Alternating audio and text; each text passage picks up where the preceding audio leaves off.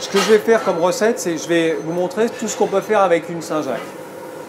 Quand vous achetez une Saint-Jacques chez le poissonnier, généralement, vous demandez de vous lever la Saint-Jacques, parce que c'est un peu compliqué chez vous, vous risquez d'en mettre partout.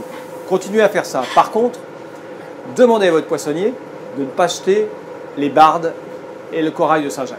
Parce qu'on va faire 3 recettes différentes avec ça. Ce menu est anti-gaspi parce que vous optimisez en fait ce produit jusqu'au bout. Et ça, c'est important, mais tout en ayant la notion de plaisir.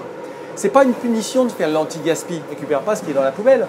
On récupère avant d'aller à la poubelle. Justement, on ne donne pas à manger à la poubelle, on donne à manger à ses clients, ou à ses convives, ou à ses amis, et c'est beaucoup plus intéressant. Donc économiquement, oui, la Saint-Jacques, c'est un produit qui vaut très cher.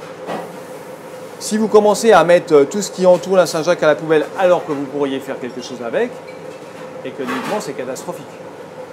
Et optimiser ce produit, c'est le respecter et respecter l'humain qu'il y a derrière, qui a travaillé durement et dont on ne parle pas souvent. Hein, l'agriculteur, le producteur, qui est dans le froid, le pêcheur au milieu des tempêtes. Est-ce qu'il serait heureux, le pêcheur, de savoir que vous allez jeter la moitié de son poisson à la poubelle alors que lui, il s'est enquiquiné. En fait, j'ai apporté dans mon entreprise en fait, ce que je faisais en tant qu'éco-citoyen à la maison, au niveau du recyclage, au niveau de l'optimisation du produit. Je vais même ici jusqu'à l'Épi du Pain à récupérer les biodéchets, c'est-à-dire les petits morceaux les parures de viande que je ne peux pas utiliser, les épluchures de légumes, certains légumes que je ne peux pas utiliser. Ça va être trié, récupéré par une entreprise et j'en crée de l'énergie, ça va être méthanisé.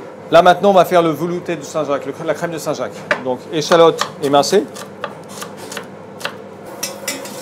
Ça sent bon. Ah ça sent bon, hein. Ouais, évidemment, heureusement.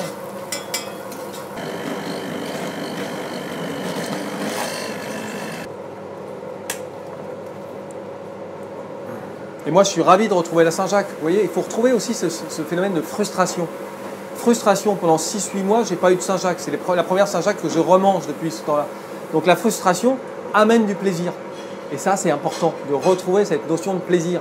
On a des saisons en France formidables. Il faut en profiter. Il faut manger des produits de saison, locaux et de petits producteurs.